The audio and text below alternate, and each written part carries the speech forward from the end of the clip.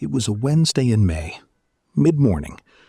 The pickup was at an apartment complex in Asbury Park. Mom and kid. The destination was the Monmouth County Courthouse in Freehold. The mom came out first. She was on the phone, walking fast. Late 30s, jeans and a blazer, the kind of outfit you wear when you want to look serious without looking like you're trying. The boy followed her, quiet, with a backpack. He was maybe 9 or 10. She got in the back. The boy got in next to her. She didn't stop talking on the phone. No, John, that's not what we agreed. No, I'm not going over this again before I get there. I'm not. Stop. Just stop. The boy didn't look at her. He was looking out the window. I pulled out. We started toward Freehold. The mom kept arguing on the phone. Custody. I picked that up pretty fast. Her ex was fighting her about something. Pickup days, maybe. School. It was hard to tell. She was holding her voice down so the boy wouldn't hear. But the boy could hear. I tried to be invisible. That's part of the job.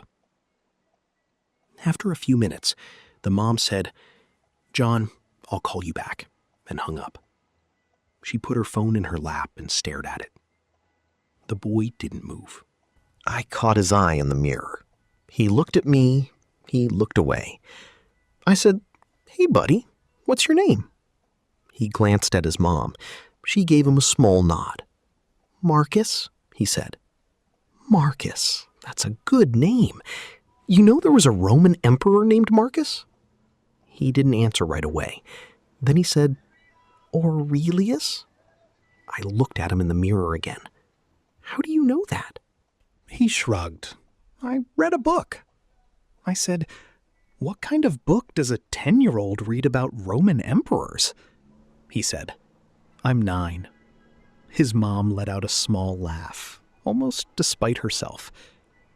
"I'm sorry," she said. 9. I said, "I apologize, sir. You looked older." Marcus almost smiled. Almost.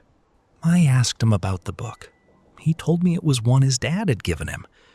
Marcus Aurelius wrote a book, he said, called Meditations. It was a journal, basically. The Emperor of Rome had a journal where he wrote down all the things he wanted to remember about how to be a good person. Marcus said he was reading it slowly because some of it was hard. I asked him what part he liked. He thought about it for a long time. We were on Route 33, going past a farm stand. The cornfields out the window had that bright early summer green that doesn't last.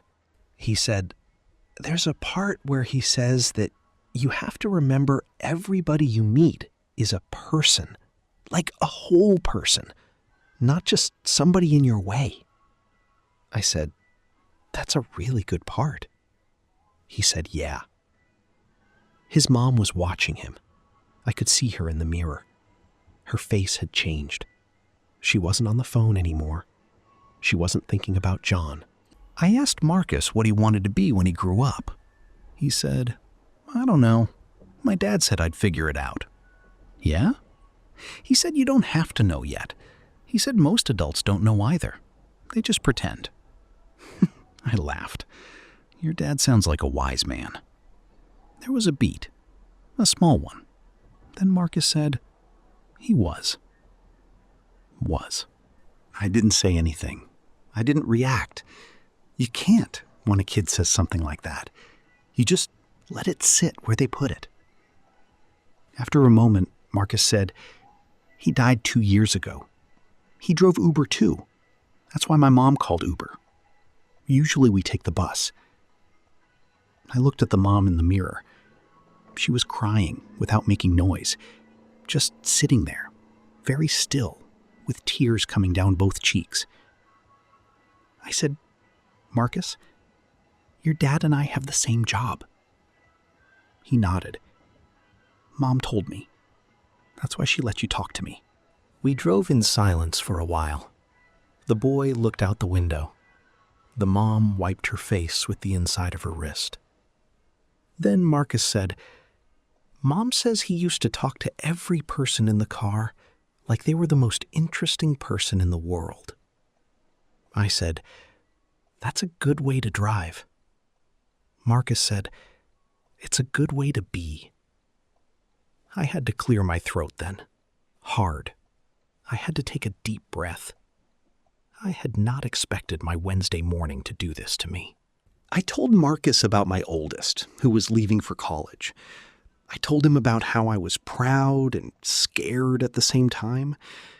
I told him my son didn't really need me anymore in the way he used to, and how that was a strange thing to feel happy about and sad about at the same time. Marcus listened. He had a way of listening that was not like a kid. He had the eyes of someone who has had to grow up faster than he should have. He said, "I think my dad would be proud of your son." I said, "Yeah?" He said, "He would say, you raised someone who can go places without you. That's all you can do." I drove the rest of the way without saying much. We pulled up at the courthouse. The mom got out and started gathering her bag. She thanked me. Her voice was raw. Marcus paused at the open door. He reached into his backpack. He pulled out a folded piece of paper. He handed it to me. "This is for you," he said. He shut the door before I could say anything. I watched them walk into the courthouse. The mom had her hand on his shoulder. He was almost as tall as her rib cage. He looked very small under the big stone columns. I unfolded the paper. It was a drawing, a child's drawing, but careful. An SUV, the right shape for mine, kind of, the rounded hood. A driver in the front seat with a brown beard, kind of like mine. A boy in the back seat. And above the SUV, in the sky, there was a man's face. The face was smiling. The man wore a baseball cap. Underneath, in shaky pencil, it said, "Thank you for being like my dad today."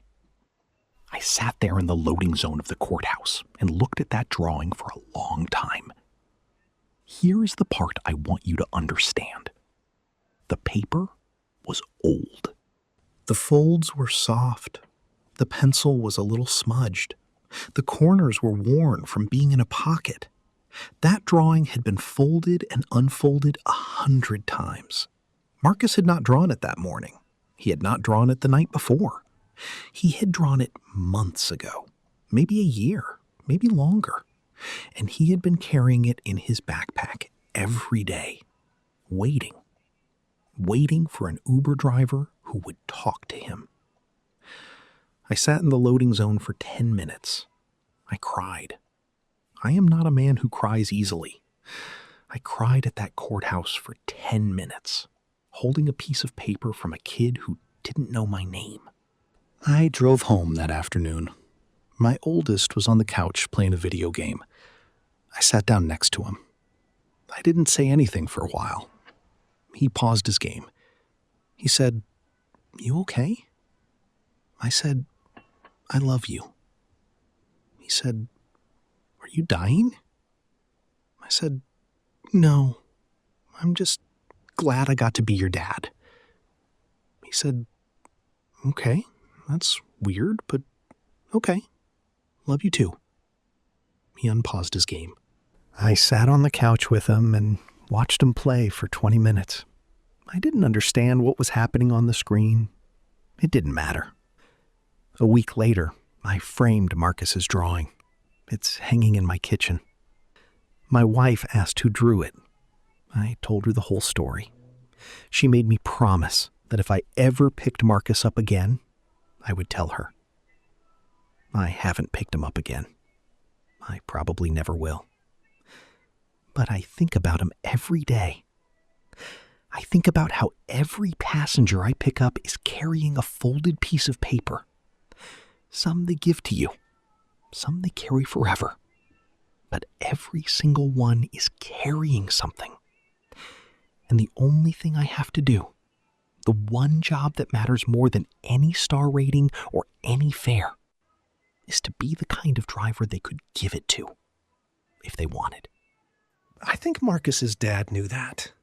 I think Marcus's dad was a great Uber driver. And I think on a Wednesday in May, on the way to a custody hearing, his son let me pretend I was him for 25 minutes because he needed somebody to be his dad for a little while. And I happened to show up. It was the best fare I've ever had.